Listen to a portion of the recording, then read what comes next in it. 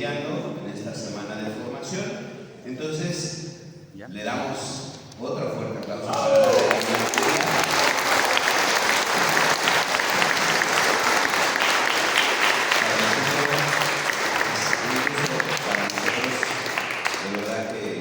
cuando les dije que iba a venir todos se emocionaron y nos dicen, ay, qué chévere, ya que se quede y usted vaya a y nos da muchísima alegría también que esté aquí con nosotros y le agradecemos que haya aceptado nuestra invitación y si gusta introducirnos con la oración y después compartirnos su experiencia. Buenas tardes a todos. Espero que se encuentren bien. ¿Sí se escucha bien?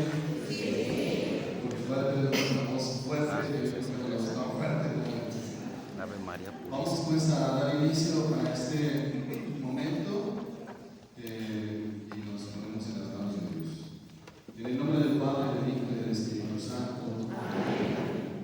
Te agradecemos, Padre Dios, que nos concedas este año jubilar. Te agradecemos que nos concedas también el unirnos para este camino formativo y para que la esperanza sea el motor siempre de nuestra vida. Te agradecemos también porque creo que hay muchas familias de esperanza en esta parroquia que lo han manifestado siempre en su modo de ser, en su modo de vivir, en el tratar de transmitir esta riqueza de tu gracia y de tu amor a las siguientes generaciones.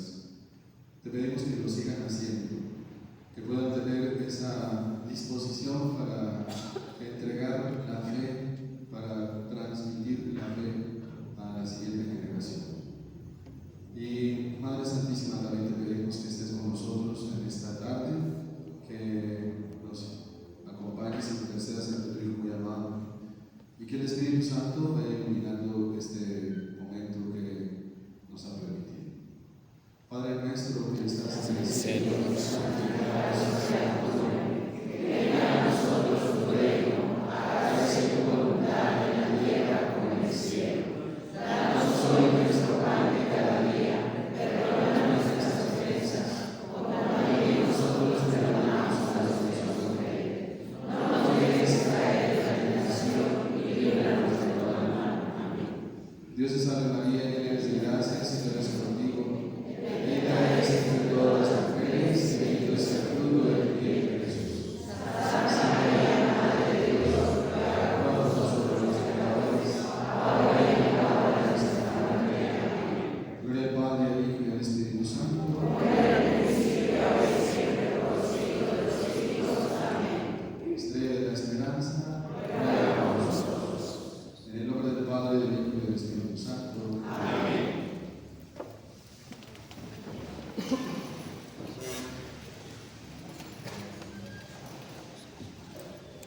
Bueno, el Padre Pedro me ha pedido que revisáramos un documento del Papa Benedicto XVI del año 2007, que es Spe Salvi, que significa la esperanza seremos salvados. Y me pidió que lo hiciéramos en estos tres puntitos. Hay tres puntitos que manifiestan algo que no es tan fácil. Ustedes recuerdan que al Papa Benedicto XVI le gustaba mucho la parte histórica, y él trató siempre en sus documentos narrar un poco lo que ha pasado o cómo hemos llegado a ello. Y entonces, pues la parte que me tocó no es la parte bíblica, sino la parte histórica.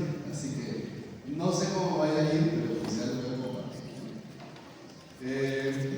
Quiero también narrarles un poquito las impresiones que tuve al regresar a este documento.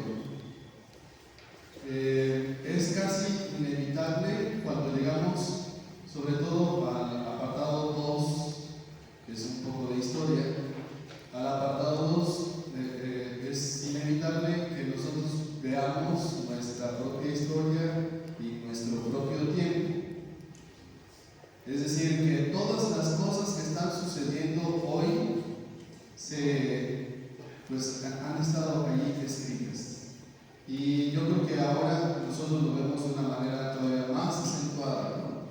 Cuando nosotros hablamos o escuchamos en las noticias, por ejemplo, las guerras, la guerra de Ucrania con Rusia o la situación de Gaza con Israel, ya más o menos vamos a entrar en esta dinámica. Y luego todavía, cuando vamos viendo nuestro occidente, la parte de nuestro cristianismo, cómo se va sucediendo, entonces también ahí estamos como escuchando estas palabras. O cuando, por ejemplo, hace algún tiempo un párroco allá en Italia decía que en general habían bajado el número de participantes en las celebraciones dominicales, y entonces digamos que era una preocupación general de toda Europa, no solamente de Italia, más, imagínense, si ahí está el Papa y ahí van a estudiar muchos muchachos de todo el mundo, y ellos estaban preocupados que no será, por ejemplo, Holanda o Bélgica, Luxemburgo, la misma España, que a veces tienen sus parroquias, pero las parroquias están vacías. O lo mismo sucede aquí en México, en la parte del centro. Hay una gran preocupación también en la Ciudad de México, precisamente por el número de participantes. Pero también cuando vamos, por ejemplo, a escuchar que las personas que se casan son menos, yo revisaba, por ejemplo, los documentos aquí en la parroquia del tiempo del padre Alejandro Pérez, y bodas había como 2 o 3 cada semana, 2 o 3. Y ahora en nuestras parroquias tenemos una boda cada mes, ¿no? Yo casi tengo allá en San Pablo como 12 o 13 bodas, entonces una boda cada mes más o menos. Gracias a Dios los bautismos entre nosotros todavía son muy amplios, pero toda esta realidad, la realidad de nuestros jóvenes, a lo mejor aquí se siente un poquito menos, pero allá se siente un poquito más, porque los jóvenes son más duritos de acoger o de hacer llegar a la iglesia, los adolescentes. Cuando vemos esa parte como indiferente ante lo religioso, entonces como que nos preguntamos. Pues esas son las impresiones. Es inevitable que cuando entras en esa parte, en la segunda parte que les digo, entonces como que empieces a ver tu propia realidad. Yo no sé si les va a pasar a ustedes, pero ahí vamos. Entonces vamos a dividir nuestro momento en 3 partes. La primera parte es muy cortita, la segunda parte es la más amplia, y ahí les voy a pedir que hagamos como cuando tenemos los encuentros de comunidades, que pues lo leíamos y después lo tratamos de explicar porque es muy denso y está muy bien escrito. Y luego la tercera parte son como las conclusiones de este momento, ¿no? Todo nace a raíz de la experiencia de si la esperanza es individualista. Ahí aparece. Solo quiero hacerles mención de unas frases de lo que ya les presentaron ayer para dar inicio. Estas frasecitas que seguramente ayer aparecieron cuando el padre Iván estuvo por aquí. Entonces, por ejemplo, el número 3, la esperanza que Josefina Vaquita había nacido y la había redimido no podía guardársela para sí sola. Esta esperanza debe llegar a muchos, llegar a todos. Es el momento de la transformación de Josefina Vaquita, de su sufrimiento, y entonces Santi lo manifiesta. O el número 4, lo que Jesús había traído, habiendo muerto él mismo en la cruz, era algo totalmente diverso. El encuentro con el Señor de todos los señores, el encuentro con el Dios vivo, y así el encuentro con una esperanza más fuerte que los sufrimientos de la esclavitud, y que por ello transformaron desde dentro la vida y el mundo. Siguiente frase. Los cristianos reconocen que la sociedad actual no es su ideal. Ellos pertenecen a una sociedad nueva hacia la cual están en camino y que es anticipada en su peregrinación. ¿Sigue? La fe es un hábitus, es decir,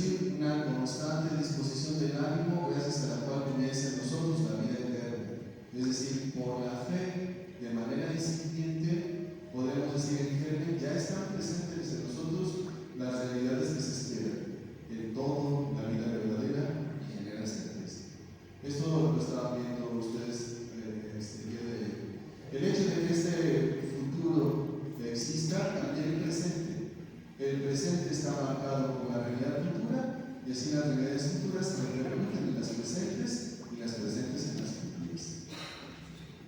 ¿Sí? La expresión vida eterna trata de dar un nombre a esta desconocida realidad conocida. Desconocida realidad conocida. Decimos algo de la vida eterna, pero decimos casi nada de la vida eterna porque no sabemos mucho de ello. El momento pleno de satisfacción en el cual la totalidad nos abraza y nos abrazamos todos a la totalidad. Muy bien, pues entonces estas frasecitas que seguramente aparecieron el día de ayer cuando les dieron los de ese tema. El día de hoy, número 13, nos hacemos esta primera pregunta que contestamos rápido. ¿Es individualista la esperanza cristiana? Yo creo que todos nosotros damos una respuesta casi inmediata. No.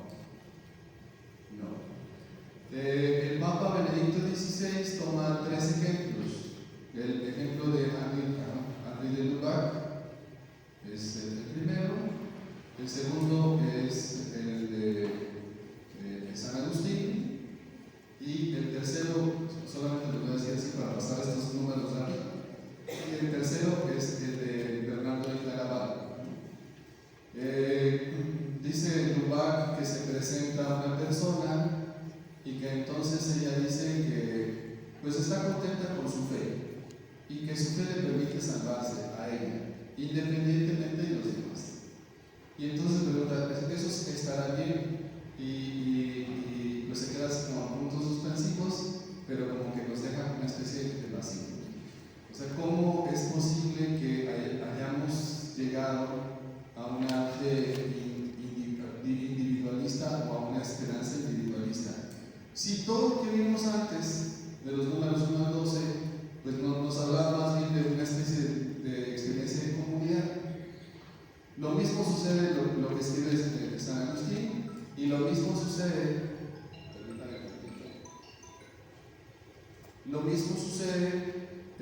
con Bernardo de Claraval, que es el que crea los monasterios del siglo XI, XII, y entonces muchos desean estar en los monasterios, en los lugares apartados, porque quieren alejarse del mundo. Y entonces parece que se alejan del mundo, pero no. O sea, Bernardo de Claraval tiene conciencia de que en vez de alejarse del mundo, se acercan más al mundo en ese servicio, en esa entrega. Dice el mismo número 16 por ahí, cuando habla de Bernardo de Claraval, que los que llegaban ahí a querer entrar aún eran de la aristocracia o personas, digamos que ricas, y se les ponía a trabajar, se les ponía a dar su servicio también ahí a labrar la tierra y todo. O sea, era una entrega y es como entrar en la dinámica de todos, ¿no? una dinámica compartida. Y lo que decía Bernardo de Claraval era porque lo que nosotros hacemos aquí es una forma de salvar el mundo. O sea, no estaba solo pensando en voy a vivir mi fe acá escondido, separado del mundo. No, es una forma de salvar el mundo, porque mi testimonio, mi entrega, mi disposición a vivir en el silencio, en la oración, es para la salvación de todos. Entonces, por eso los monasterios que fundó pues fueron muy prósperos, porque había todo un camino para hacer. Y entonces la respuesta es no. No podemos pensar en una esperanza individualista. Aunque nosotros escuchemos, por ejemplo, a San Agustín, que dice que el que te creó sin ti no te salvará sin ti, de todas maneras estamos hablando de una fe y de una esperanza común. Ya lo iremos viendo a lo largo del tiempo. Entonces, estos son los tres primeros. Contestamos inmediatamente que no. Pero entonces el Papa dice, ¿y cuándo se cambió? ¿Cómo es posible que se haya cambiado? ¿Cuál fue el momento en el que se dobló, se rompió esa fe comunitaria y entonces empezó a aparecer un poco más la razón de todo? Y entonces empieza a ser un poco la historia. Y es aquí donde quisiera que nosotros leyéramos con el Papa el texto y vayamos sacando como lo más importante. Y entonces dice el número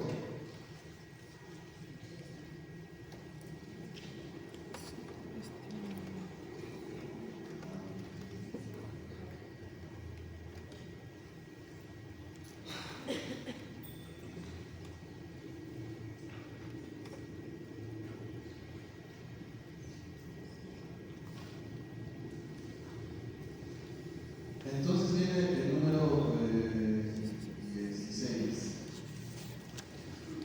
y dice, aquí voy a leer todo esto con ustedes. ¿Cómo ha podido desarrollarse la idea de que el mensaje de Jesús es estrictamente individualista y dirigido solo al individuo?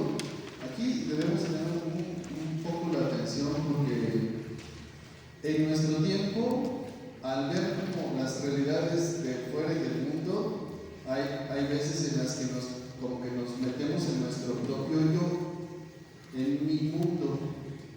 Yo creo que nosotros hemos aprendido siempre aquí vivir la experiencia en comunidad cuando se organiza.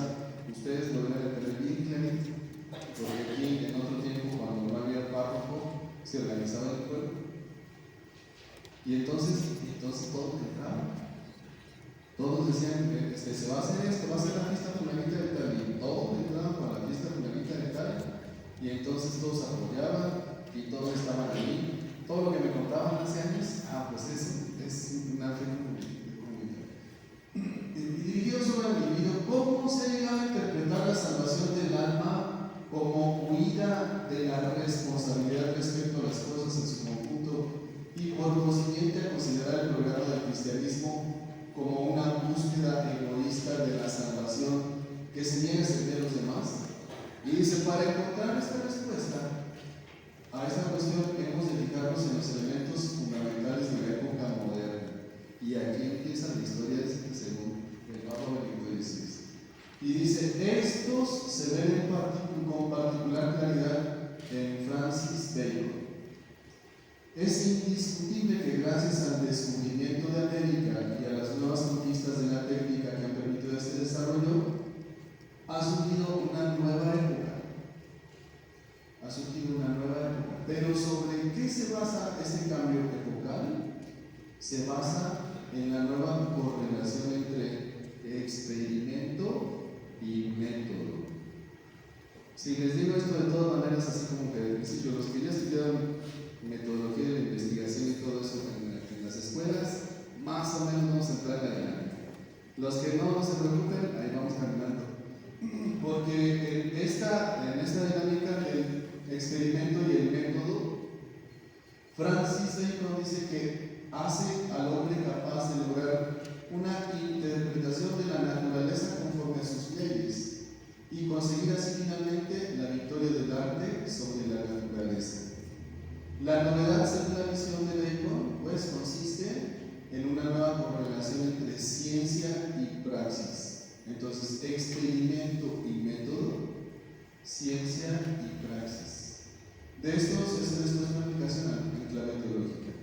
Esta nueva correlación entre ciencia y praxis significaría que se restablecería el dominio sobre la creación que Dios había dado al hombre y que se perdió en el pecado original.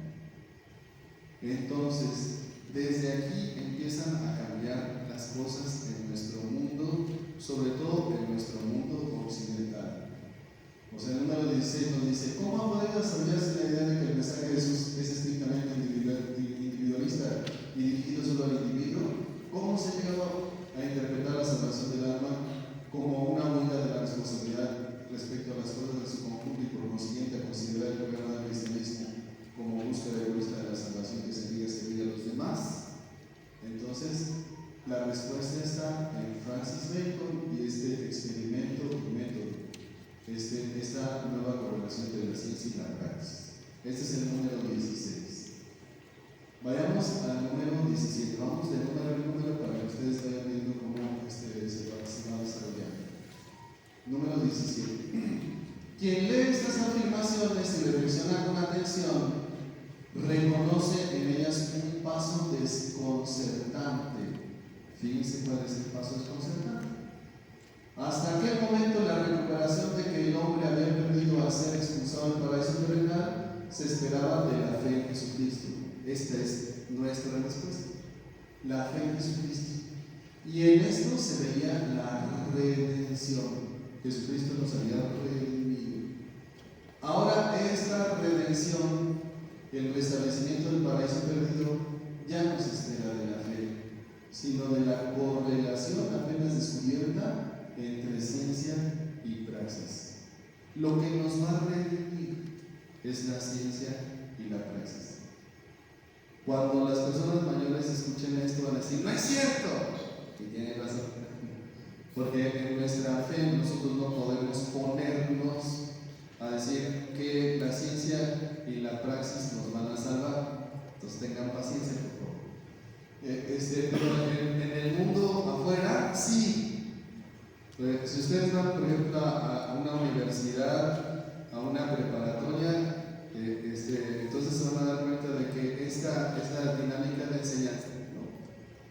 Y entonces dice: con esto no es que se niegue la fe.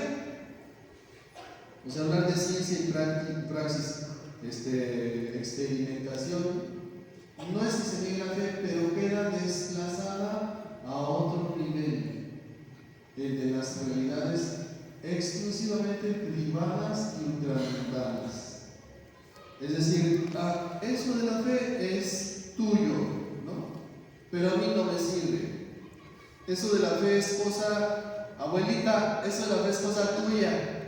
Pero yo, como tu nieto, que estoy estudiando medicina y que estoy estudiando ingeniería y que veo cómo hago la experimentación de una cosa y de otra, y prueba y error, prueba y error, prueba y error, allí está la salvación. No está acá. Eso es tuyo, güey. Qué bueno que lo tengas. Hace como unos 6 meses fui a comer a una casa de unas personas que son muy allegadas a la iglesia, y de repente estaba el hijo, y el hijo muy orgullosamente decía: sí, pero yo no voy a misa, no, eso para aquí, pero así de una manera medio descaradora. Y a mí me dio pena, no por mí, que soy sacerdote, ¿no?, sino por sus papás, que le dieron la formación. Porque delante de sus papás y delante del sacerdote decían: no, yo no voy a misa. Pero con mucho orgullo, así como de eso está. Entonces, queda desplazada la fe y se va a otro nivel, y entonces eso es tuyo.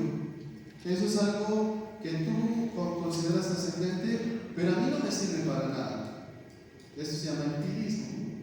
O sea, lo que veo, lo que yo palpo. De hecho, Francis Bacon es el padre del empirismo. Entonces, o uno de los padres del empirismo. Entonces, eso es todo, eso es el tuyo. Al mismo tiempo que resulta, en cierto modo, irrelevante para el mundo. O sea, a mí no me ofreces absolutamente nada con la fe. No me ofreces nada. ¿Qué me das? Así. ¿Qué te da la fe? Y entonces eso no sé. Cuando íbamos una vez a Chiconauta, y allí pues nos dio miedo entrar en la parte donde estaban los depredadores, y luego los que se eran los perros, y entonces ya vimos cómo se drogaban y todo, y íbamos entrando. Yo era seminarista todavía con otros dos, y uno de los drogadictos nos preguntó: ¿no? ¿Y ustedes qué venden? ¿No? ¿Y ustedes qué venden? Y entonces la respuesta de uno de los muchachos seminaristas fue: fe. Y a mí, digamos que no me gustó, y sí me gustó. Sí me gustó porque digamos que íbamos a transmitir la fe. Y no me gustó porque nos preguntaron que qué vendíamos. Y la fe no se ve. la fe no se debe beber, ¿no? Sino la fe se vive, es una experiencia. Entonces, pero de todas maneras fue una respuesta en el momento como para sacarnos de esos muchachos, porque si no, quién sabe cómo nos viera. Esta visión programática ha determinado el proceso de los tiempos modernos e influye también en la crisis actual de la fe, que en sus aspectos concretos es sobre todo una crisis de la esperanza cristiana. La crisis de la fe es la crisis de la esperanza cristiana. Por eso en Bacon la esperanza recibe también una nueva forma. Ahora se llama fe en el progreso. Fe en el progreso. En efecto, para Bacon está claro que los descubrimientos y las invenciones apenas iniciadas son solo un comienzo. Estamos hablando de 1600, 1500, 1600, ¿no? Solo son un comienzo. Es toda la parte del tiempo de Descartes, el abrirse al conocimiento, pienso, luego existe, etc. Ahí está la frase. Que gracias a la sinergia entre ciencia y praxis se seguirán descubrimientos totalmente nuevos. Surgirá un mundo totalmente nuevo, el reino del hombre. Según esto, el mismo trazó un esbozo de las invenciones previsibles. Imagínense, ya en aquel tiempo él dijo que habría aviones, ¿no? Y que habría submarinos. O sea, por las invenciones que se iban a dar. O sea, era más o menos un visionario hacia el futuro. Durante el desarrollo ulterior de la ideología del progreso, la alegría por los visibles adelantos de las potencialidades humanas es una confirmación constante de la fe en el progreso como tal. Entonces, este es el número 17, ¿no? Y dice, entonces sacamos, digamos, lo más importante del número 17. Entonces, la redención,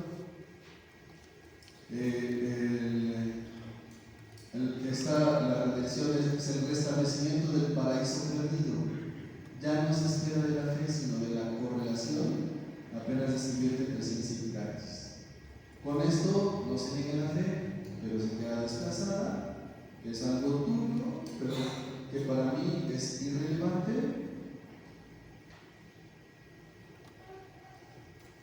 Y entonces la crisis actual de fe es sobre todo una crisis de la esperanza cristiana. O sea, se empieza a tambalear, digamos, nuestra fe como cristianos. El fe con la esperanza ahora se llama fe en el progreso. Muy bien. Vamos ahora al número 18. Al mismo tiempo hay dos grandes categorías. Fíjense muy bien, esta es una parte muy importante. Dos grandes categorías que ocupan cada vez más el centro de la idea del progreso. No sé si está por aquí, pero espero que no esté mucho. Razón y libertad. Razón y libertad. El progreso es sobre todo un progreso del dominio creciente de la razón. Y esta razón es considerada obviamente un poder del bien y para el bien. O sea, Bacon dice, si nosotros actuamos con la razón, entonces está bien. Y claro, nosotros no nos vamos a negar. Imagínense, nosotros también estamos en esa misma dinámica, ¿no? Pero fíjense cómo lo va caminando. El progreso es la superación de todas las dependencias. Es progreso hacia la libertad perfecta. También la libertad es considerada solo como promesa en la cual el hombre llega a su plenitud. En ambos conceptos, libertad y razón, hay un aspecto político, lo digamos. En efecto, se espera el reino de la razón como la nueva condición de la humanidad que llega a ser totalmente libre. Por la razón, entonces yo adquiero mi libertad. En esta parte es en donde yo empezaba a pensar en las formas de libertad actuales. Es inevitable que si tú, por ejemplo, estás en la dinámica de las noticias actuales y que, por ejemplo, estás escuchando, voy a decir 2 o 3 nombres, pero cada quien no me meto más allá, ¿no? Por ejemplo, cuando escuchamos a Milei que dice viva la libertad, carajo, como que nos preguntamos, ¿esa es una verdadera libertad o no es una verdadera libertad? Y entonces, como que en la dinámica de nuestra fe podemos ver algunas cosas positivas y algunas cosas negativas. Como que el pensar en los demás a la forma de este presidente, pues más o menos, ¿no? Pero decirlo de esa manera, como que se nos hace algo así, como muy aventado, ¿no? Como yo lo pienso, como yo lo quiero. De hecho, no sé si ustedes se han acercado a este presidente, pero a veces utiliza las escrituras. Alguna vez le hicieron una pregunta y entonces él sacó, para dar la respuesta, utilizó las Sagradas Escrituras. Y las utilizó más o menos bien, porque estaba yo muy al pendiente, ¿cómo lo dice? Y más o menos bien. Pero ya cuando da respuesta a cada una de sus preguntas, o a sus modos de pensar, a mí algo me hace como ruido, ¿no? Algo me hace ruido, no sé qué.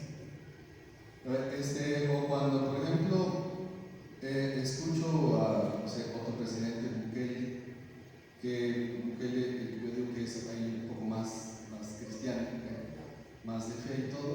De hecho, no sé si ustedes lo han visto ahí donde está él, detrás está Monseñor Oscar Romero, el beato Oscar Romero, como si fuera su líder o si fuera su moción para que él cree en Jesús. ¿Sí? Pero cuando hablamos de las formas, entonces, no sé, hay alguna duda, ¿no? Y así podemos hacer un análisis de lo que va sucediendo en nuestro tiempo. Bien. Entonces, dice el texto, la razón y la libertad parecen garantizar de por sí, en virtud de su bondad intrínseca, una nueva comunidad humana perfecta. O sea, como la razón y la libertad vividas en plenitud, entonces nos dará la salvación, la redención, porque nos van a dar el progreso. Este es como el desarrollo de la idea. Pero en ambos conceptos claros, razón y libertad, el pensamiento está siempre tácitamente en contraste también con los vínculos de la fe y de la iglesia. Ustedes, por ejemplo, piensan en este momento actual, todos estamos así a la expectativa del próximo 20 de enero. No, yo sí, pero porque ¿qué va a pasar? Si se mueve un hilito, entonces se va a ganar toda la media, ¿no? Y entonces, esos aires de libertad, entonces van a dar como un vuelco a toda nuestra situación de vida, etc. O sea, como si los grandes estuvieran en nuestras manos. Lo digo sin nada más, así como los vínculos de los ordenamientos estatales entonces hay algo que no está como acorde. Si nosotros también hablamos de razón y de libertad, ¿por qué entonces hay una especie como de contrastes en lo que está diciendo Francis Bacon y en lo que ha dicho la Iglesia y también en estos ordenamientos estatales? Ambos conceptos llevan en sí mismos, pues, un potencial revolucionario de enorme fuerza explosiva. Todavía seguimos en puntos suspensivos, hacemos el resumen. Entonces, el número 18. Hay dos categorías que ocupan cada vez más el centro de la iglesia del progreso, de la idea del progreso: la razón y la libertad. La razón es obviamente el poder del bien para el bien. El progreso es la superación de todas las dependencias. ¿De quién dependo? Y esto es una idea que tienen también los jóvenes. Si, por ejemplo, si yo voy a la iglesia, entonces estoy dependiendo de lo que me dé la iglesia. Entonces no tengo la libertad de poder, y estoy perdiendo la verdad. Entonces mi razón está limitada y entonces no tengo progreso. Si yo vivo mi fe, no progreso. Más o menos es así. Ese es el modo racional de pensar que podamos vivir nuestra fe en nuestro tiempo para los jóvenes. Dice, el progreso entonces es la superación de todas las dependencias, es progreso hacia la libertad perfecta.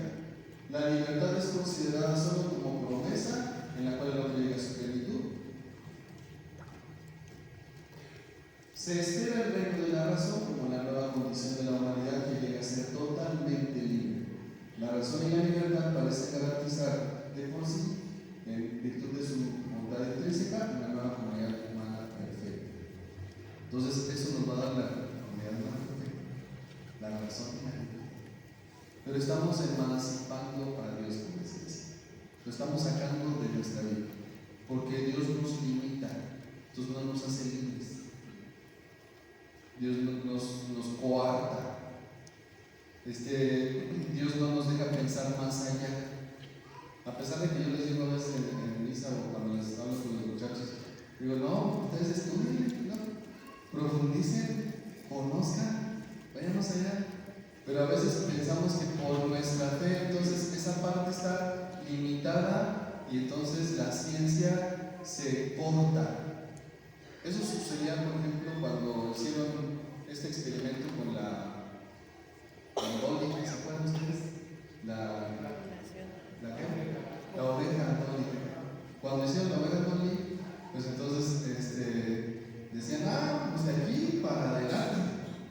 Y de repente, allá en Roma, los legionarios de Cristo estaban empezando a hablar de bioética.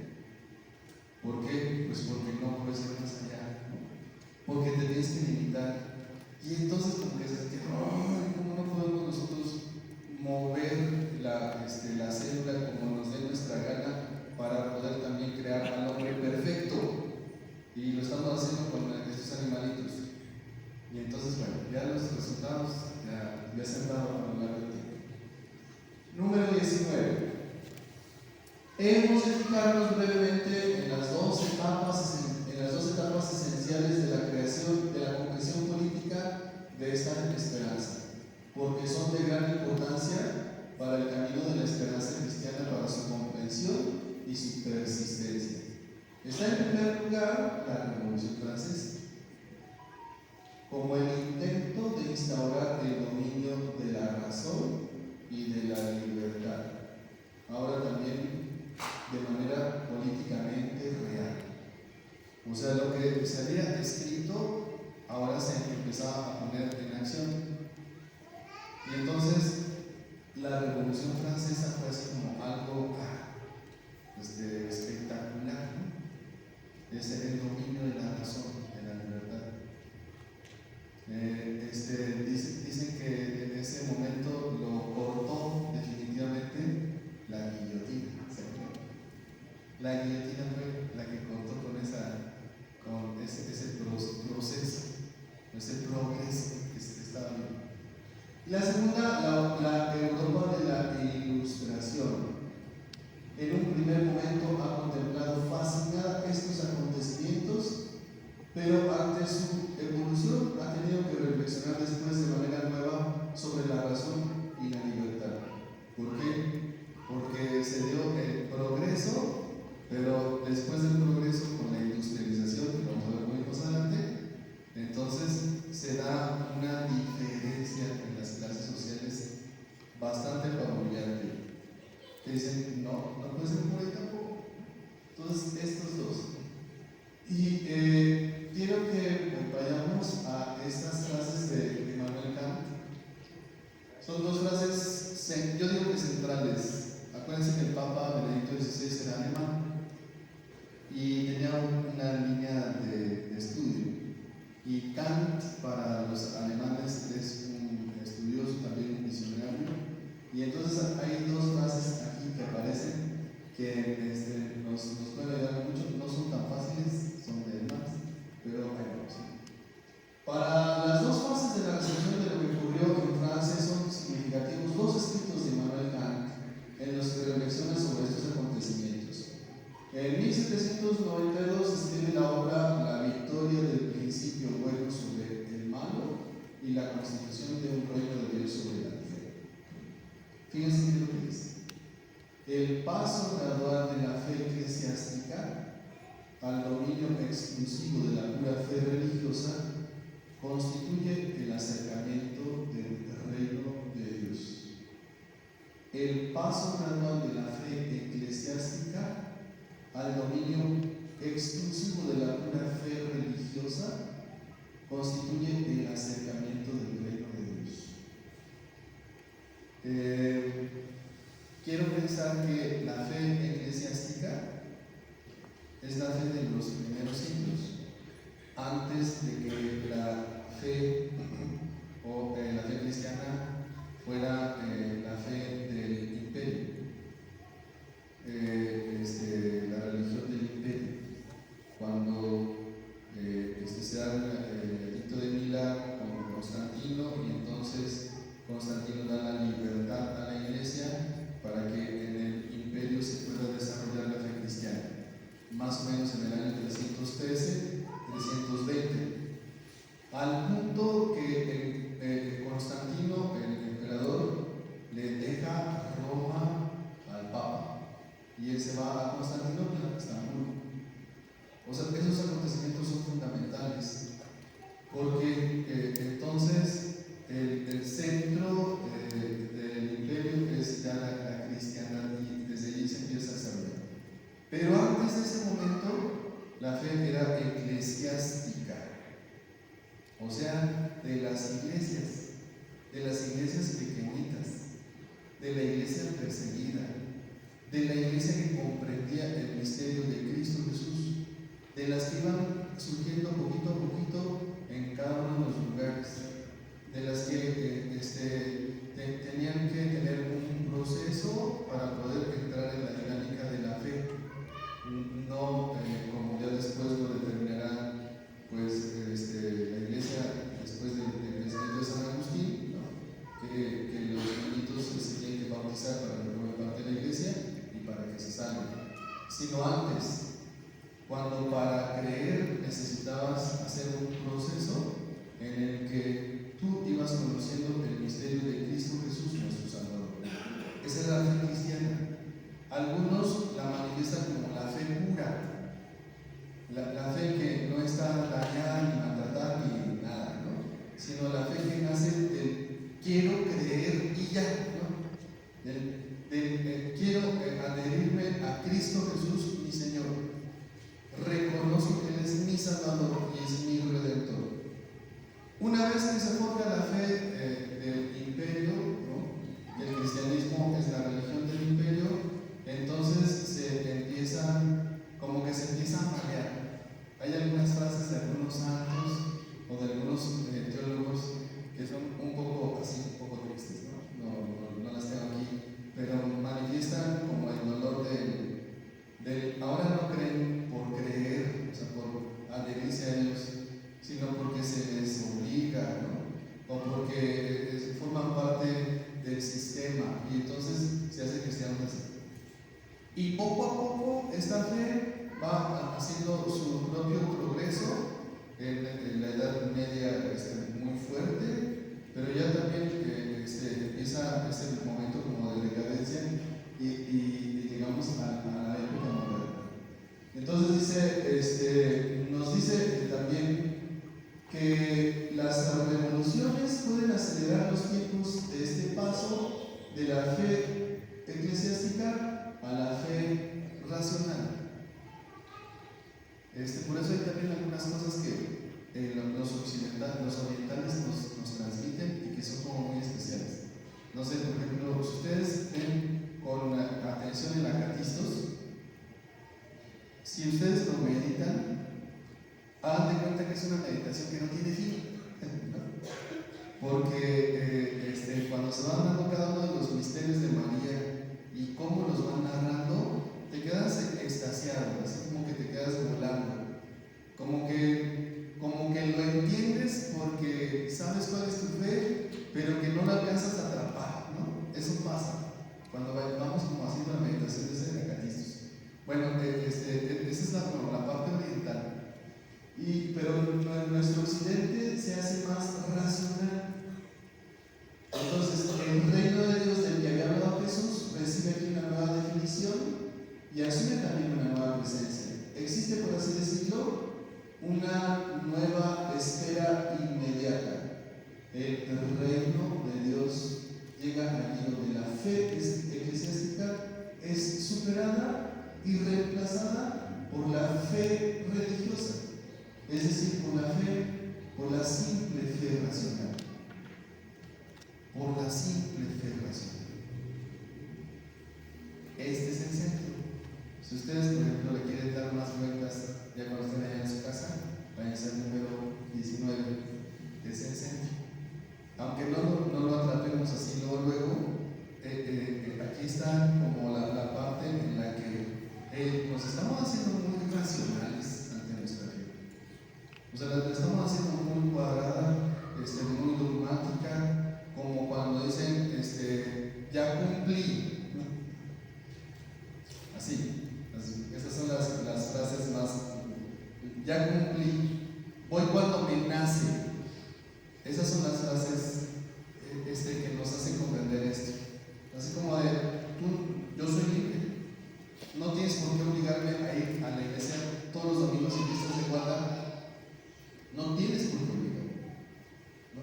Yo sé cuándo voy a ir y sé cuándo voy, que se espere cuando ya sea grande. Esas frases hacen saber que la realidad está cambiando, que ya no nos dejamos llevar por la gracia de Dios, sino nos dejamos llevar por nuestra razón, a veces sin razón.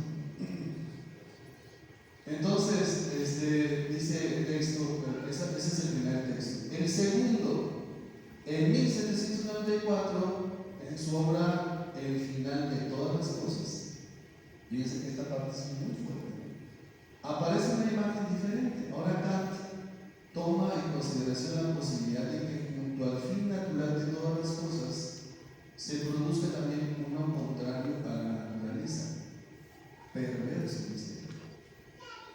Y entonces, a este respecto escribe: si llegara un día,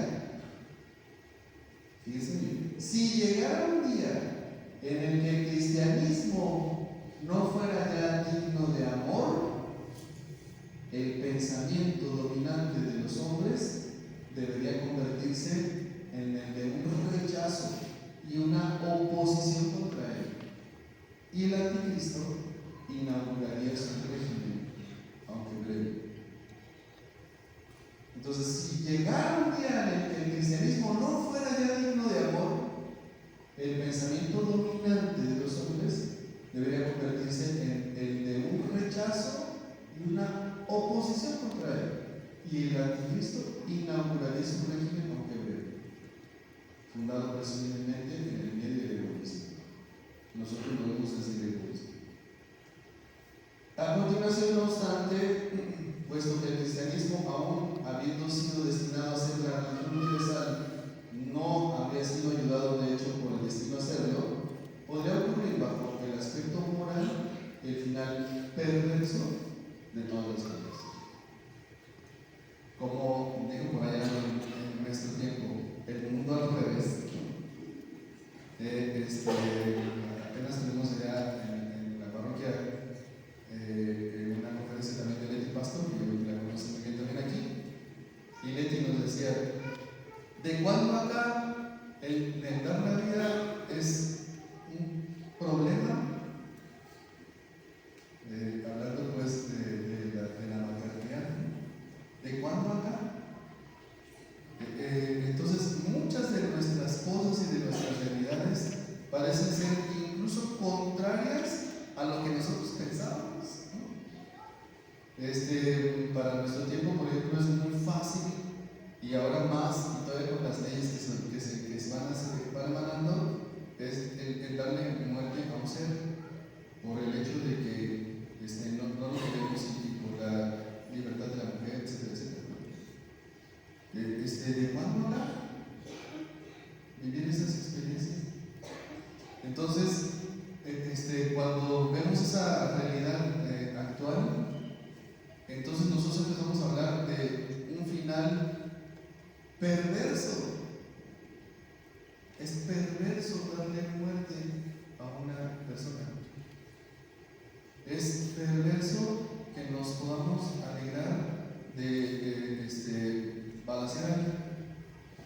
Es perverso, o sea, vamos teniendo un final perverso y entonces el problema está que estamos hablando de la esperanza.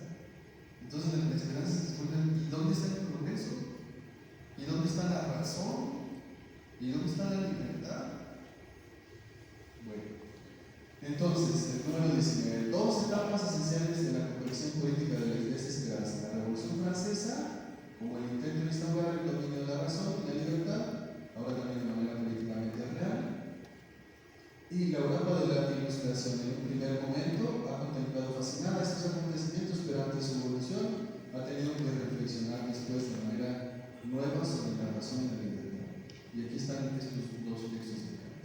Muy bien. Número 20. Vamos a tomar aquí. Número 20. Quise que lo leyéramos porque me parece muy interesante que entremos esta idea. En el siglo XVIII, estamos ya avanzando en tiempo, no faltó la fe en el progreso como nueva forma de la esperanza humana y siguió considerando la razón y la libertad como la estrella guía que se debía seguir en el camino de la esperanza. Sin embargo, el avance cada vez más rápido del desarrollo técnico y la industrialización que comportaba crearon muy pronto una situación social completamente nueva. Se formó la clase de los trabajadores de la industria y el así llamado proletariado industrial, cuyas terribles condiciones de vida ilustró de manera sobrecogedora Friedrich Engels en 1845. Para el lector debe estar claro, esto no puede continuar, es necesario un cambio. O sea, imagínense que la distancia entre la burguesía y el proletariado cada vez era, o sea, abismal. Mientras que los que tenían las grandes industrias de vapor o de lo que haya sido en aquel tiempo crecían exponencialmente en sus riquezas, ¿no? Y podían hacer lo que querían. Mientras los trabajadores trabajaban 14 horas al día, con condiciones infrahumanas. En Francia los querían hacer trabajar todos los días, o sea, no tenían llenadero. Todos los días, y entonces descansar cada mes. Por ahí ya no había sábado y domingo, o por lo menos los franceses ya no querían que hubiera sábado y domingo porque era el día del sol, de la luna, del Marte, de Júpiter, de no sé qué. Y entonces no había descanso. Hasta más o menos por ahí el día 30 había un día de descanso y otra vez 30 días. Entonces las condiciones eran, y los pagos, o sea, no sé si ustedes vieron esta serie de Remy, creo, ¿no? O esta niñita que se queda sin su papá, porque su papá viene de trabajar en Francia, ¿sabes? Bueno, las caricaturas de Remy, ¿no? Sí, Remy es ahí. Bueno, una de esas dos, ¿no? Remy, ¿verdad? Remy, o sea, se queda el señor bien enojado, iracundo, enfermo, regresa a la casa y entonces las situaciones son terribles. Y de todas maneras no tenía ni para comer. ¿Qué condiciones eran esas? Las de la libertad, pero de la burguesía, mientras que se aplasta al pobre y entonces se le pone a trabajar en condiciones muy malas. Y entonces por eso Engels manifiesta este movimiento. Pero en cambio supondría la convulsión y el abatimiento de toda la estructura de la sociedad burguesa. Después de la Revolución Burguesa en 1789, había llegado la hora de una nueva revolución, la proletaria. El progreso no podía avanzar simplemente de modo lineal a pequeños pasos. Hacía falta el salto revolucionario. Y es aquí donde entra en acción Carlos Marx, ¿no? Carlos Marx. Ha dado todo el movimiento de nuestra vida moderna. Recogió esta llamada del momento y con vigor de lenguaje y pensamiento trató de causar este nuevo y, como él pensaba, definitivo gran paso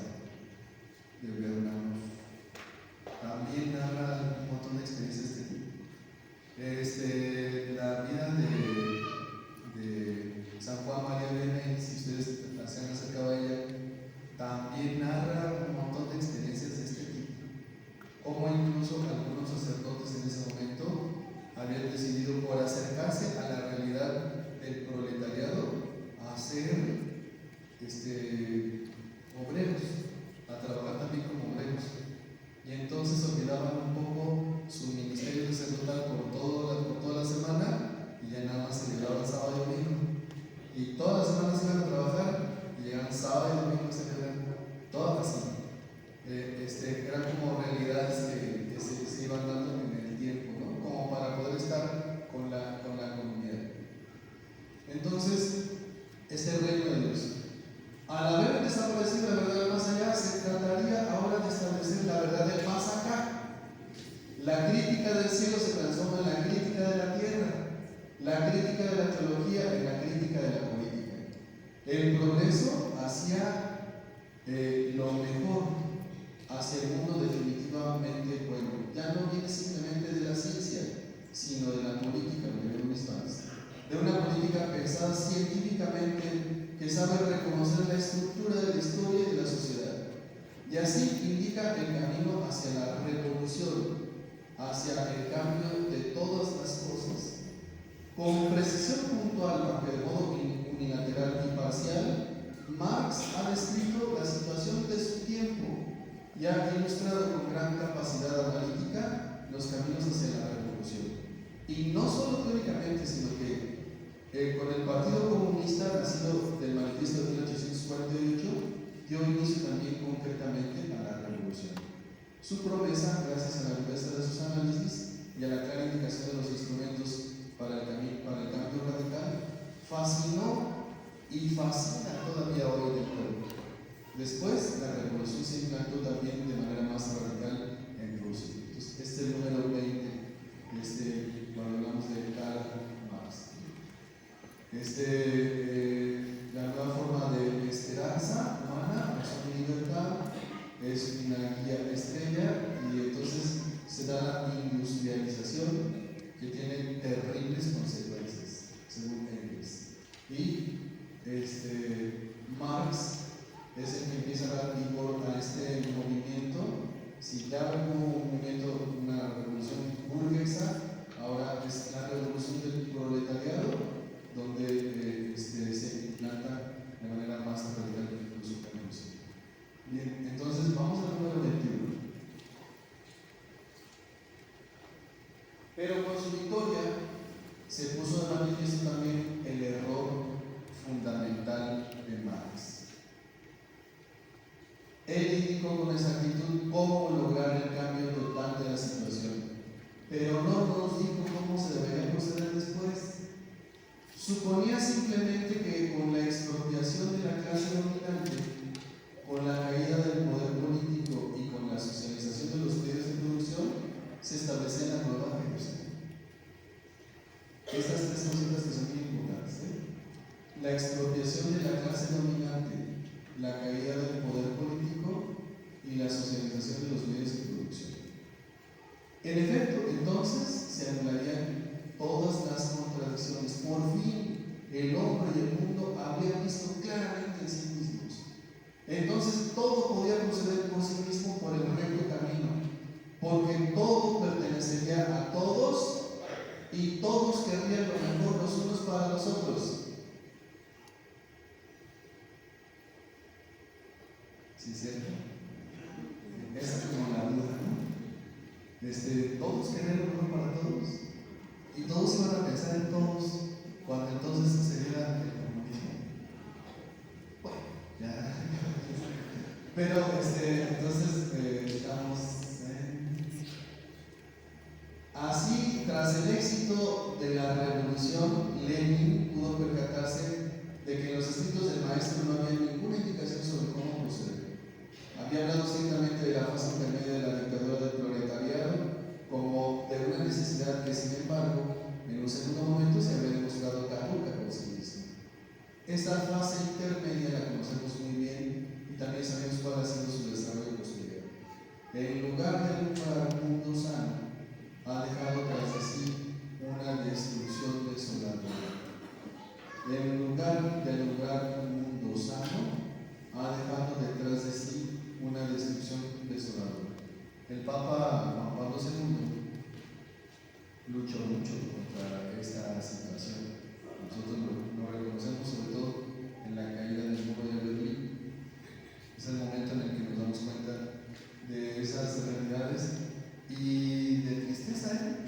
Me tocó alguna vez ver a una chica del norte de Alemania, serios, siempre callados, sin hablar, digo, de por sí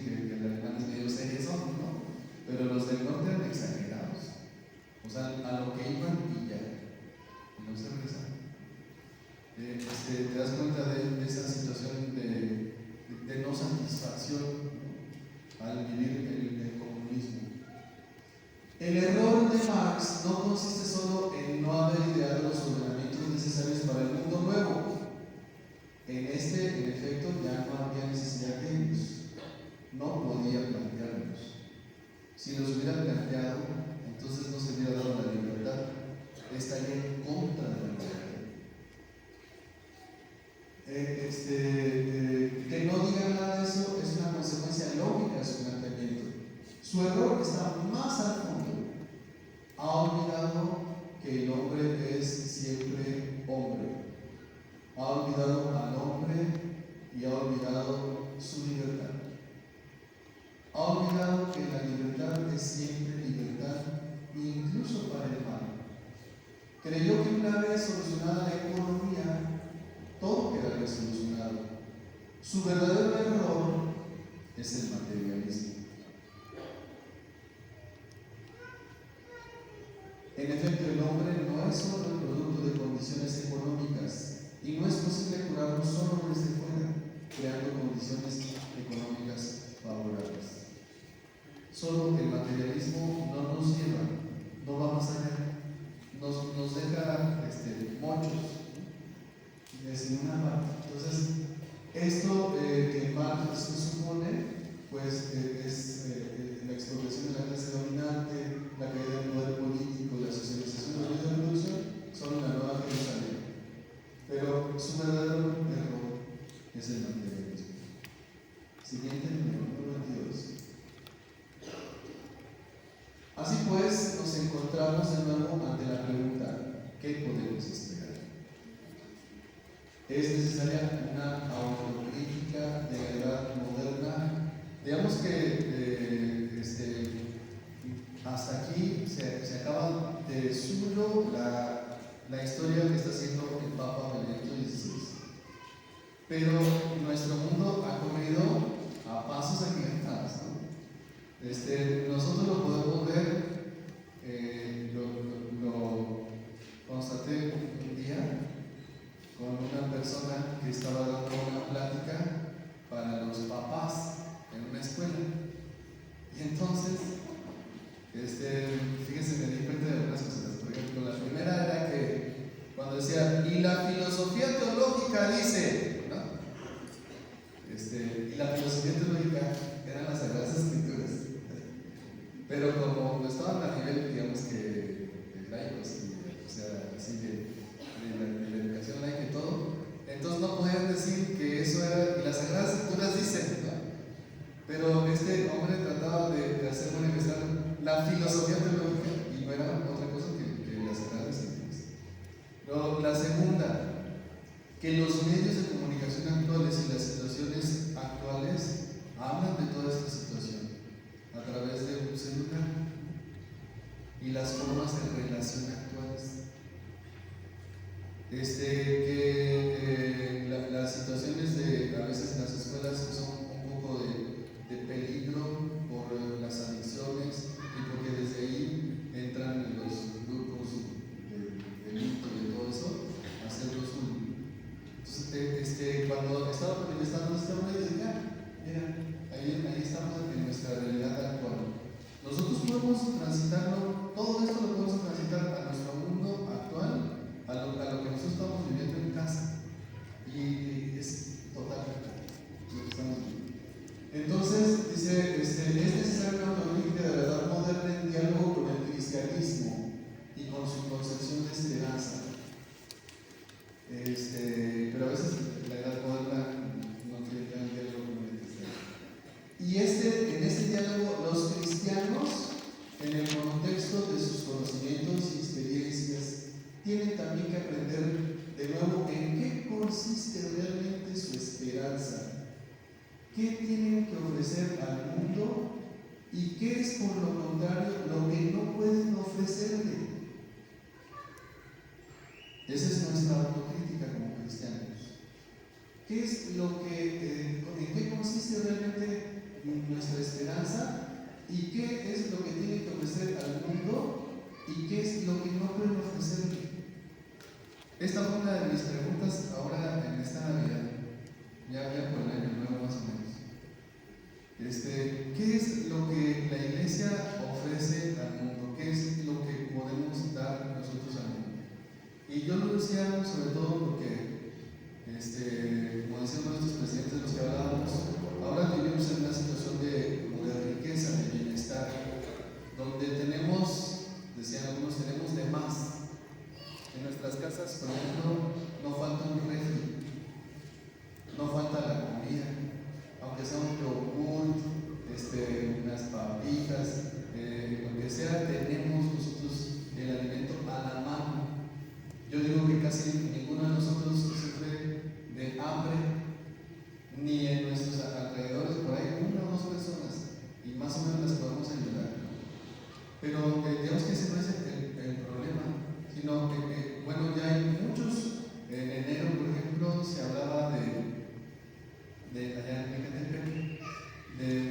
persona que salía, uno de estos youtuberos, yo no sé si alguno lo conoce, pero uno de esos youtuberos que pues, van con un trailer y entonces van a compartir pues, cosas, ¿no? A lo mejor los muchachos lo saben, si los están en YouTube. O había otra, esta Talita, que llegaban ahí con las personas de los indigentes o algo así, y decían, ¿cómo te puedo hacer feliz en esta Navidad? Ah, pues aquí hay un pavo. Ah, bueno, entonces vamos por el pavo y te lo vemos, ¿no? O sea, como que esas situaciones de bienestar, como que nos hacen a nosotros como iglesia hacernos un poquito para atrás y decir, ¿y entonces ahora qué nos toca? ¿No? ¿Qué es lo que nosotros podemos dar al mundo? Puesto que el mundo ya tiene a suficiencia, ¿no? Si ustedes ven, por ejemplo, los regalos, el 6 de enero y todo esto, tenemos la suficiencia. Ahora ya no nada más los Reyes Magos no nada más traen una cosita, sino que traen 2, 3, 5, ¿no? Chiquito, mediano, grande, así. Entonces, ¿qué podemos dar nosotros como iglesia en nuestro mundo? No nos vemos con la finta y nos quedemos solamente como Marx en el materialismo. Nada más digo eso y después sacamos conclusiones. Entonces, sobre esto solo se puede intentar hacer aquí una observación. Ante todo hay que preguntarse, ¿qué significa realmente progreso? ¿Qué es lo que promete y qué es lo que no promete? Ya en el siglo XIX había una crítica a la fe en el progreso. En el siglo XX, Adorno expresó de manera drástica la incertidumbre de la fe en el progreso. El progreso visto de cerca sería el progreso, dice Adorno, que va de la onda a la superbomba. Porque también en eso vemos el progreso. Cuando nosotros vemos la lucha armamentística y sobre todo también en estos tiempos, entonces decimos, ¿dónde el progreso? El que tenga la mejor bomba, ¿no? El que tenga armas de destrucción masiva, nucleares, etc. Entonces, ¿qué es el progreso? Ahora bien, este es de hecho un aspecto del progreso que no se debe disimular. Dicho de otro modo, la ambigüedad del progreso resulta evidente. Indudablemente ofrece nuevas posibilidades para el bien, pero también abre posibilidades abismales para el mal, posibilidades que antes no existían.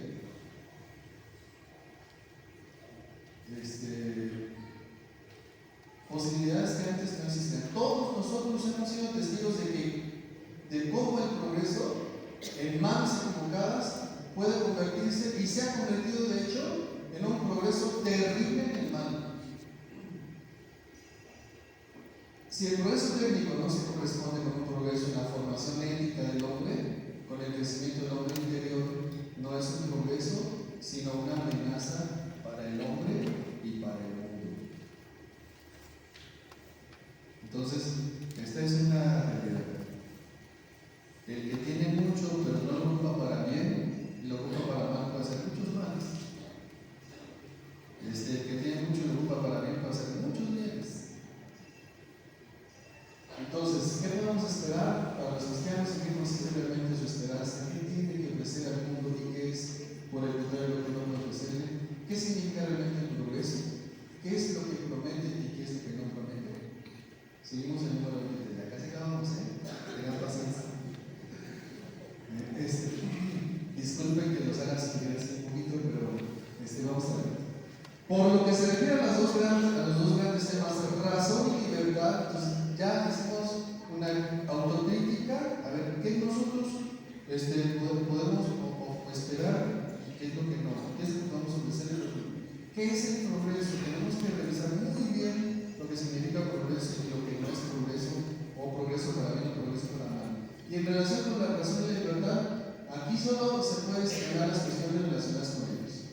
Ciertamente la razón es el gran don de Dios al hombre, y la victoria de la razón sobre la irracionalidad es también un objetivo de la vida cristiana. Nosotros también vamos por esta línea de lo razonable. lo lógico. Pero, ¿cuándo domina realmente la razón? ¿Acaso cuando se ha apartado de Dios? ¿Cuando se ha hecho ciega para Dios? La razón del poder y del hacer es ya toda la razón.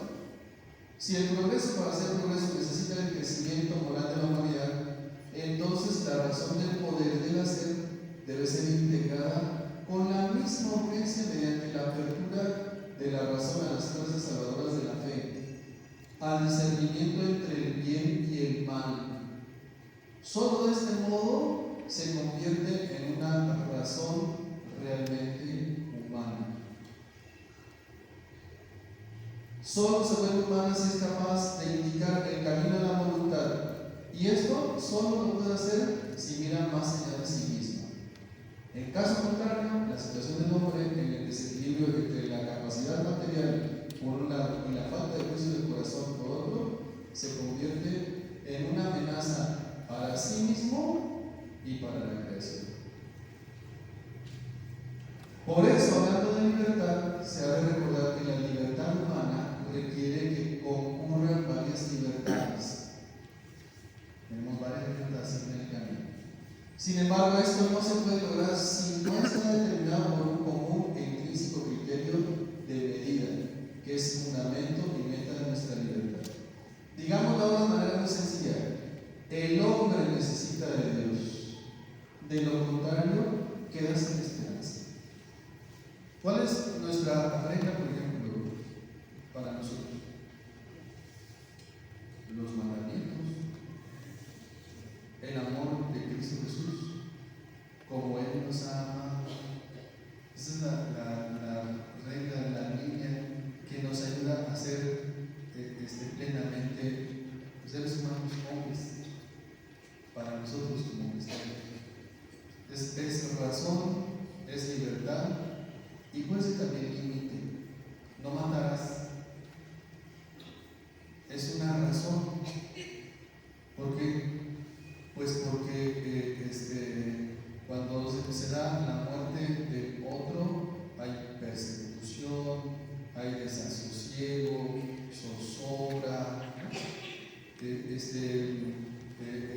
ya está encadenada. Muchas veces la mente se queda encadenada, la conciencia se queda encadenada al he dado muerte a una persona.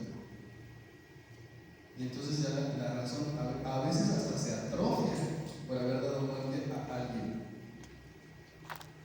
No matarás, porque allí se da la libertad. ¿Cuál es la libertad? La tuya y la del otro. Donde termina mi libertad, empieza la libertad del otro. Y entonces yo cuido de mi libertad para poder actuar, pero mi libertad tiene un límite, y el límite es la vida del otro. No puedo atentar contra la vida del otro. ¿Por qué? Porque atento contra mi libertad, ya no soy libre, dejo de ser libre, tengo delirio de persecución. Por eso nuestro camino, nuestras formas de acomodarnos están precisamente allí. Digamos ahora de la necesidad que el hombre necesita de Dios, de lo contrario queda sin esperanza. Si no hubiera para nosotros razón de si te causa problema, mándalo. No dice el texto así. Es un no rotundo. No matarás. No matar. Como honra a tu padre y a tu madre, siempre les digo a los muchachos, porque entre los muchachos es el problema que se da, de que vamos a le respondí a mi mamá, le desobedecí, no sé qué, le aparecen todos los pecados, que a veces son más o menos comunes entre los muchachos por la adolescencia, por la juventud y todo, por el querer salir adelante y todo. Le dije, no, el texto dice, es que mi papá no sabe, ese es el problema del tuyo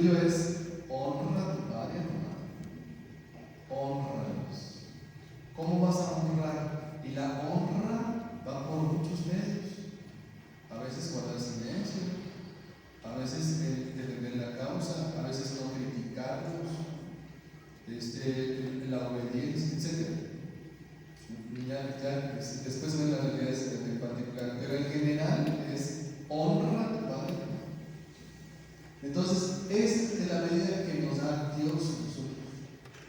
Visto el desarrollo de la edad moderna, la afirmación de San Pablo citada al principio se demuestra muy realista y simplemente verdadera. Por lo tanto, no cabe duda de que un reino de Dios instaurado sin Dios, como dijo Karl Marx, ¿no? Ya que es el reino de Dios, ahora ya es instaurado en la tierra, con la justicia para aquellos que están más abajo. Pero un reino de Dios instaurado sin Dios, un reino pues solo del hombre, desemboca inevitablemente en el final perverso de todas las cosas escritas por Kant. Lo hemos visto y lo seguimos viendo siempre, una y otra vez. Pero tampoco cabe duda de que Dios entra realmente en las cosas humanas a condición de que no solo lo pensemos nosotros, sino que Él mismo salga a nuestro encuentro y nos hable. Por eso la razón necesita de la fe para llegar a ser totalmente ella misma. La razón necesita de la fe, porque no solamente nosotros somos los actores, sino es Dios el que nos habla a nosotros. Y por hablar de Dios para con nosotros, es como podemos darnos cuenta de que la razón no está sola. Y mucho trabajaron San Pablo II, Benedicto XVI, sobre esta unión de razón y de fe. Se necesitan mutuamente para realizar su verdadera naturaleza y su misión. Y entonces, decimos que la razón es el calor de Dios al hombre, y la victoria de la razón sobre la irracionalidad está en la victoria de la cristiana. Pero cuando domina la razón, ¿acaso cuando se ama todo a Dios? Cuando se recibe para Dios, el progreso, para hacer progreso, necesita el crecimiento moral de la humanidad. ¿Sí? La libertad humana requiere que concurra varias libertades. Sin embargo, esto no se puede lograr si no está determinado por un común e intrínseco criterio de medida, que es el fundamento y meta de nuestra libertad. De manera muy sencilla, el hombre necesita de Dios, de lo contrario, queda sin esperanza. Esta es una conclusión a medias, como decía así, a medias digo a medio trecho de este salmo. Pero ya el Papa Benedicto XVI está diciendo, por eso,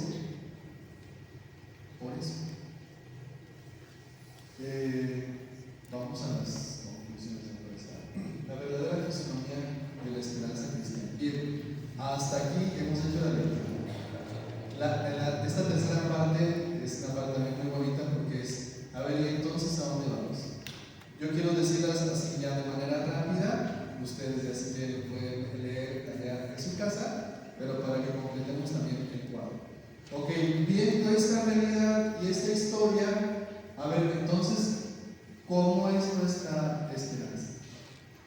Y la primera pregunta, el número 24, dice, ¿qué podemos esperar? ¿Y qué es lo que no podemos esperar?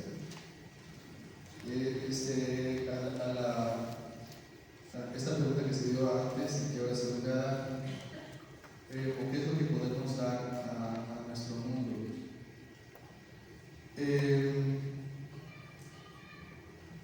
Evidentemente no podemos dar así como lo material,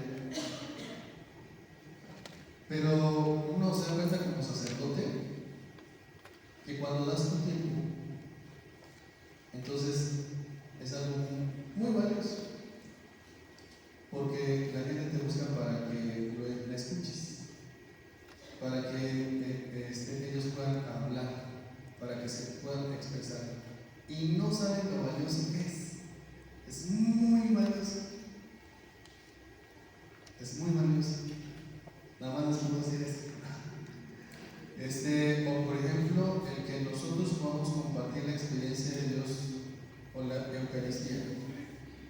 Cuando vamos entrando en la dinámica de la fe, nos damos cuenta de que es muy valioso, sumamente valioso, el que podamos tener un espacio y cada vez que confieso o cada vez que hablo sobre eso, se me hace cada vez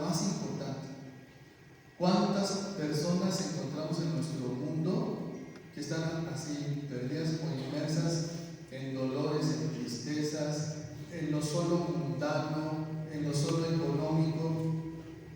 Y cuando de repente se cansan o dicen, voy a ir a la iglesia, que la encuentres abierta, por ejemplo, y que encuentres un momento de silencio, ya es algo muy importante. Y luego en la celebración, que encuentres un corito, aunque cantes así más o menos, ¿no? Pero que encuentres un corito que pueda dar un poco esa experiencia de fe, porque le estamos cantando a Dios. Que entres en la dinámica de oración, que de repente la persona mayor te dé la paz y de la paz con usted. Que podamos decir un amén y que se escuche el amén así todos. O levantamos, lo tenemos levantados al Señor. O que se escuche un Padre Nuestro, es valioso. A veces nos devuelve la vida. Simple y sencillamente. ¿Cuántas personas hemos escuchado que habiéndose desanimado por la vida, de repente se sientan en la parte de atrás, sin ganas de nada? Y cuando empiezan a escuchar con que algo les mueve, les mueve. Allá en la parroquia hay un señor que cuando llegué estaba todo tristón, apachurrado, por allá en la esquina. Y ahora cuando lo veo que, por ejemplo, se pone de rodillas para recibir la comunión y que siempre, me busca la cara como si son cosas muy valiosas, hermanos. La vida no está hecha solo de lo material. Si fuéramos solo materia o solo cuerpo, entonces tendríamos que darle nada más al cuerpo lo que pide, ¿no? Pero no estamos hechos solo de materia. Y lo más importante que damos nosotros es nuestra fe.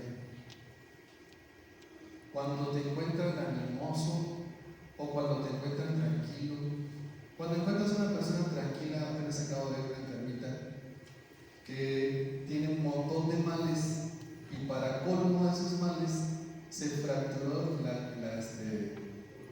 la columna y no sabe ni cómo, que traía un dolor y dice hasta que ya no aguanté y le fue súper mal en el médico.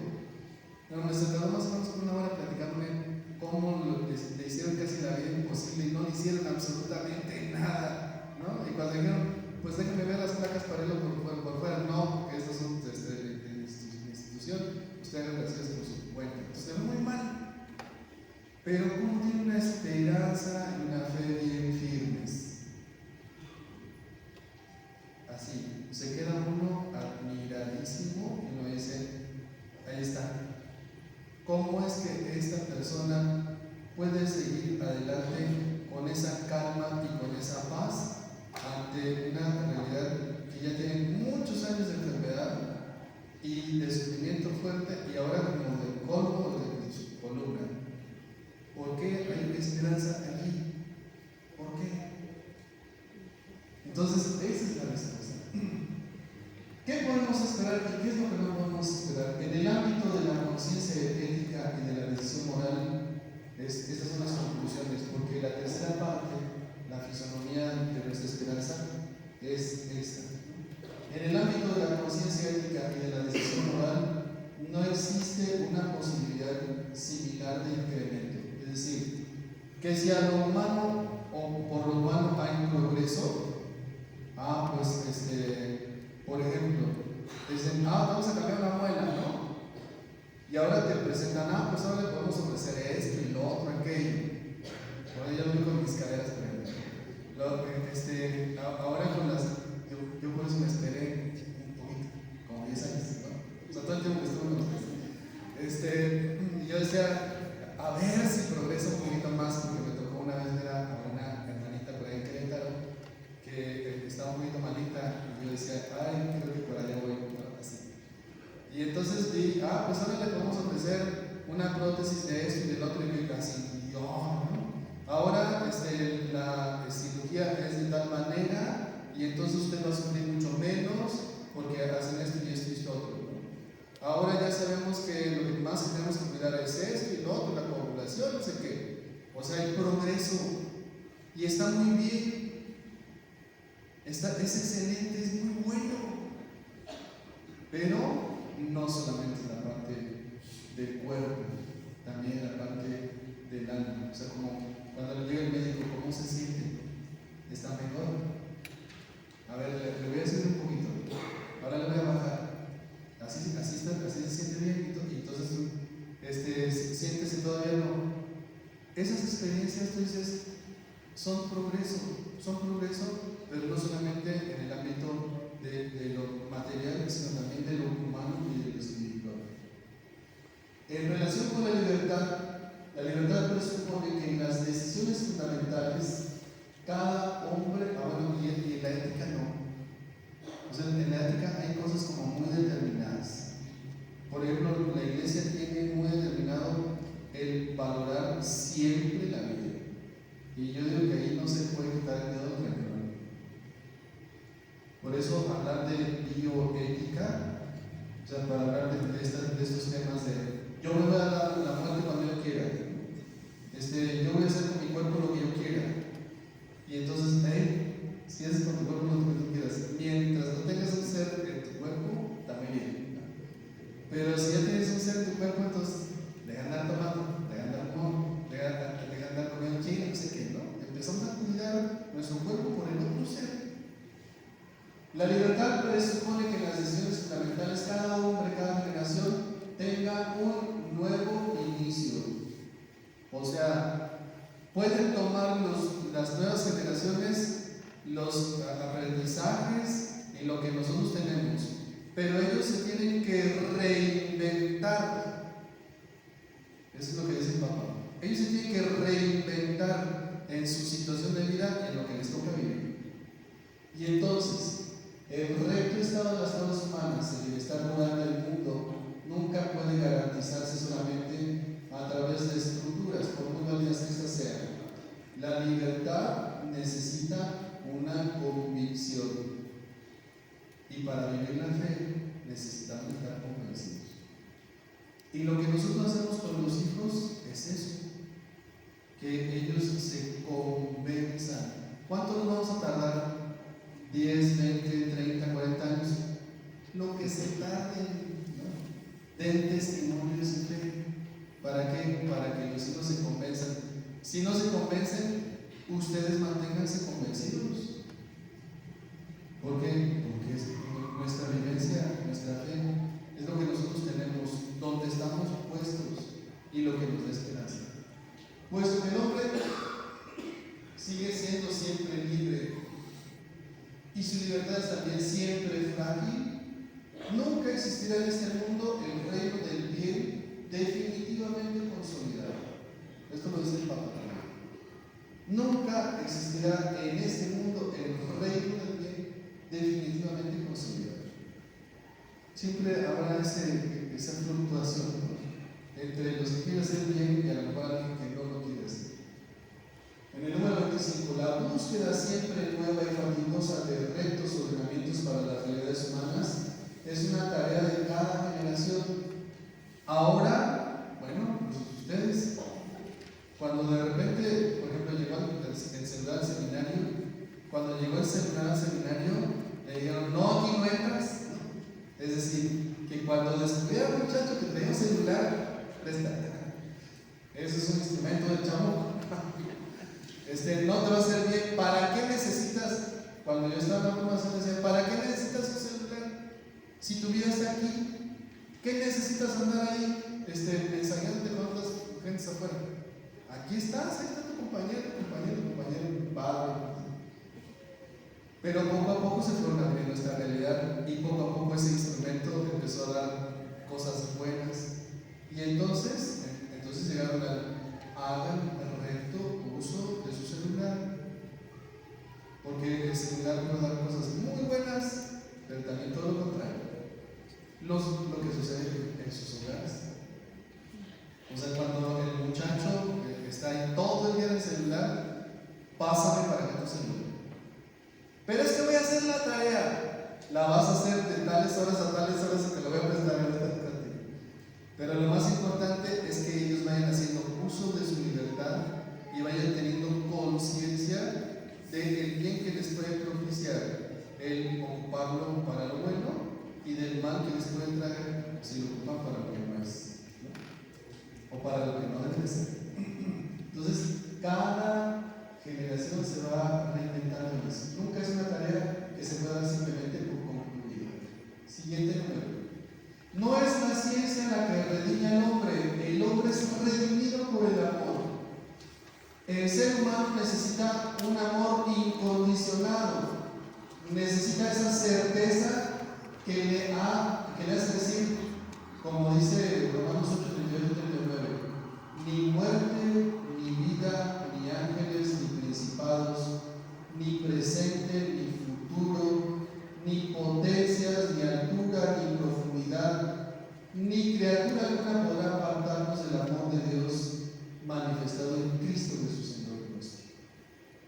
Entonces tenemos ahí redenciones por el amor, pero necesitamos siempre el amor de Dios, el amor que tiene sabor de eternidad, como he dicho muchas veces. Si existe este amor absoluto con su certeza absoluta, entonces el hombre es redimido. Suceda lo que suceda en su caso particular.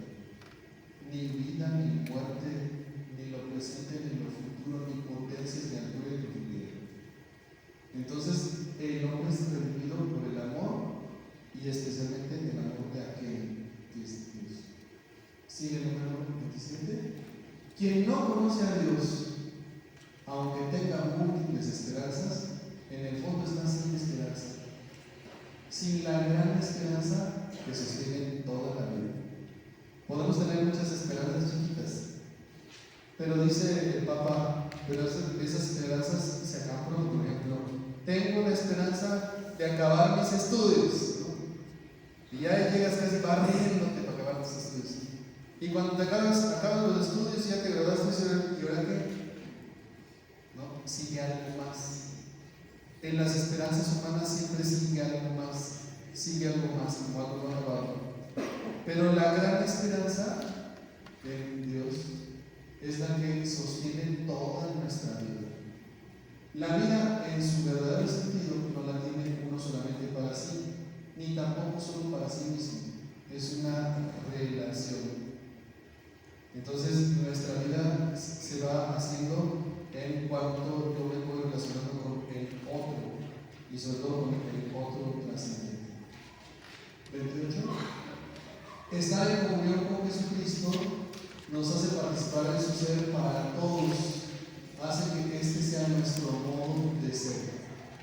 Aquí aparecen los dos textos, ya no los vamos a leer, que están aquí, pero cuando yo entro en la dinámica de Dios, no puedo, eso lo dice la carta de San Juan, la hemos escuchado después de la Epifanía.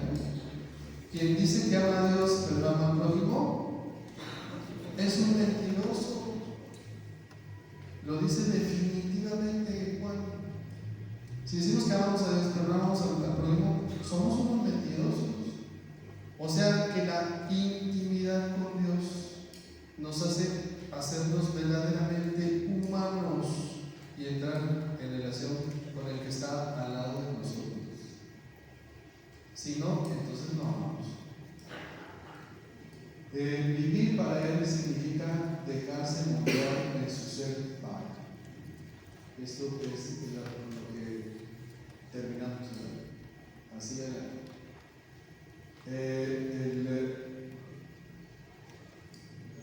Nada más vamos a hacer el resumencito, que es el número 30. Resumamos lo que hasta ahora ha durado en el desarrollo de nuestras reflexiones. Ya acabamos, ¿eh? A lo largo de su existencia, el hombre tiene muchas esperanzas, más grandes o más pequeñas, diferentes en los periodos de su vida. A veces puede parecer que una de estas esperanzas lo llena totalmente y que no necesita ninguna otra. En la juventud puede ser la esperanza del amor grande y satisfactorio, la esperanza de cierta posición en la profesión, de uno u otro éxito determinante para el resto de su vida. Sin embargo, cuando estas esperanzas se cumplen, se ve claramente que esto en realidad no era todo lo que les decía. Está claro que el hombre necesita una esperanza que vaya más allá. Es evidente que solo puede contentarse con algo infinito, algo que será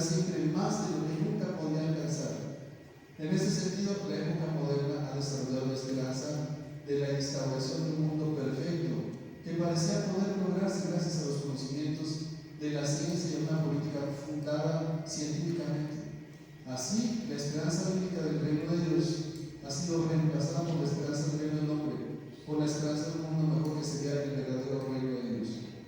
Esta esperanza parece ser finalmente la esperanza grande y realista, la que el hombre necesita. Esta sería capaz de movilizar por algún tiempo todas las energías del hombre. Sin embargo, este gran objetivo parece merecer todo tipo de esfuerzos. Pero a lo largo del tiempo se vio claramente que esta esperanza se va alejando cada vez más. Ante todo, se tomó conciencia de que esta era quizás una esperanza para los hombres del mañana, pero no una esperanza para mí. Y aunque el para todos forme parte de la gran esperanza, no puedo ciertamente llegar a ser feliz contra o sin los otros. Es verdad que una esperanza que no se refiere a mí personalmente, ni siquiera es una verdadera esperanza. También resulta evidente que esta era una esperanza contra la libertad, porque la situación de las realidades humanas depende en cada generación de la libre decisión de los hombres que pertenecen a ella. Si, debido a las condiciones de las escrituras, se les privara de esta libertad del mundo, a fin de cuentas no sería bueno, porque un mundo sin libertad no sería en absoluto un mundo bueno. Por eso Dios nos deja en libertad. Por eso lo podemos elegir o lo podemos descartar de nuestra vida. Porque Dios no nos quiere coaccionados, Dios nos quiere convencidos. Y la convicción nos hace entregarle nuestra libertad. Así, aunque sea necesario un empeño constante para mejorar el mundo mejor del mañana no puede ser el contenido propio suficiente de nuestra esperanza. A este propósito se plantea siempre la pregunta: ¿cuándo es mejor el mundo? ¿Qué es lo que lo hace bueno? ¿Según qué criterio se puede valorar si es bueno? ¿Y por qué piensa que se puede alcanzar esta meta? Muy bien.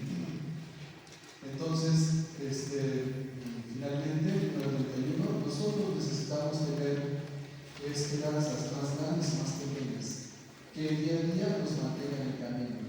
Pero sin la gran esperanza que ha de superar todo lo demás, aquellas no bastan. Pues con esto cerramos esta revisión de este Salmo, de los números 13 al 31. Espero que hayamos dado un momento de la panorámica y creo que esto nos puede ayudar después para acercarnos a lo que el Papa Francisco nos va a decir. Por eso lo organizó así el Papa. Entonces, pues aquí está la presentación de estos números. Esperamos que puedan ayudar también a nuestra esperanza, a la situación propia de nuestra vida y a tratar de buscar siempre una razón de las cosas, desde la experiencia de libertad y dar un buen camino al progreso que nosotros tenemos en nuestro tiempo presente. Pues muchas gracias.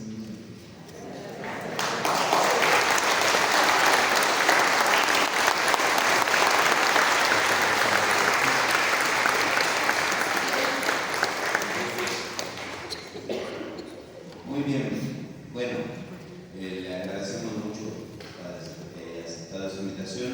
¿Qué les pareció? Les dije que iba a estar de lujo, les dije que iba a estar de lujo y bendito sea Dios que lo podamos aprovechar, estos temas que son importantes y que vayamos en camino con la iglesia, porque si hemos organizado esta semana de esta manera es para que entremos en la dinámica de nuestro año jubilar que celebramos en toda la iglesia. ¿Estamos de acuerdo? Sí. Muy bien. Padre, muchísimas gracias. Que Dios te bendiga siempre, que te recompense. Esta es su casa, siempre será su casa, siempre será su parroquia. Usted es bienvenido cuando quiera. Ni a mí, si no, venga con nosotros. Y le agradecemos muchísimo por eso. Vamos a dar la palabra.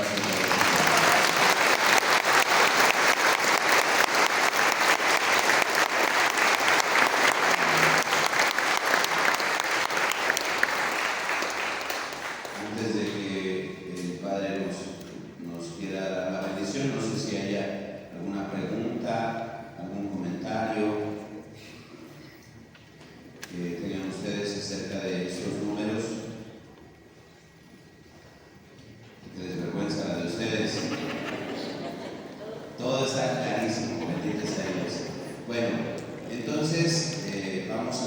oración. El día de mañana no va a estar tan chévere, pero de todos tienen que venir.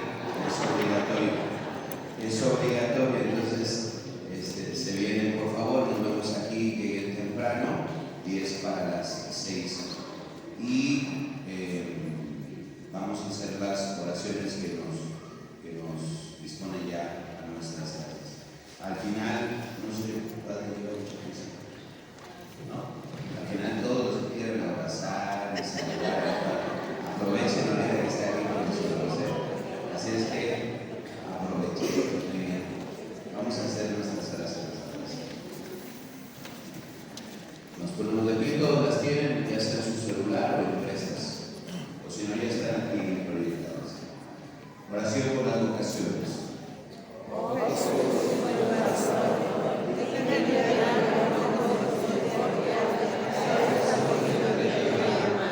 Señor, suscita en la Iglesia vocaciones sacerdotales, religiosas y laicales para extender tu reino. Te lo pedimos por la Inmaculada Virgen María de Guadalupe, tu dulce y santa Madre. Oh Jesús, danos vocaciones según tu corazón. Amén. Oración por la elección de un nuevo obispo para la diócesis de Catepec. Padre de misericordia y Dios de todo consuelo, que con amor escuchas las súplicas de los humildes, tú que nunca has dejado sin pastores a tu pueblo, concede a la Iglesia que peregrina en esta diócesis de Catepec un pastor que te agrade por la santidad de su vida y el ejemplo de su caridad, para que, siguiéndote con alegría y con también el deseo pastoral, sepa guiarnos con tu sabiduría por caminos de vida eterna, y así convertirnos en auténticos discípulos misioneros tuyos, para la alabanza y gloria de tu nombre. Te lo pedimos por la intercesión de Santa María de Guadalupe, nuestra dulce y santa Madre. Amén. Oración por la paz. Señor Jesús, tú eres nuestra paz. Mira nuestra patria dañada por la violencia y dispersa por el miedo y la inseguridad. Consuela el dolor de quienes sufren. Da acierto a las decisiones de quienes no gobiernan. Toca el corazón de quienes olvidan que somos hermanos y provoca sufrimiento y muerte. Dales el don de la comprensión. Protege a las familias, a nuestros niños, adolescentes y jóvenes, a nuestros pueblos y comunidades, que como discípulos misioneros tuyos, ciudadanos responsables, sepamos ser promotores de justicia y de paz, para que en ti nuestros pueblos tengan vida digna. María, Reina de la Paz, ruega por nosotros. Oración por el año jubilar 2025. Padre que estás en el cielo, la fe que nos has donado en tu Hijo Jesucristo, nuestro hermano, Y la llama de caridad infundida en nuestros corazones por el Espíritu Santo, despierte en nosotros la bienaventurada esperanza en la venida de tu reino. Tu gracia nos transforme en dedicados cultivadores de las semillas del Evangelio que fermenten la humanidad y el cosmos, en espera confiada de los cielos nuevos y de la tierra nueva. Cuando vencidas las fuerzas del mal, se manifestará para siempre tu gloria. La gracia del jubileo reavive en nosotros, peregrinos de esperanza, el anhelo de los bienes celestiales y derrame en el mundo entero la alegría y la paz de nuestro Redentor. A ti, Dios bendito eternamente, sea la alabanza y la gloria por los siglos. Amén.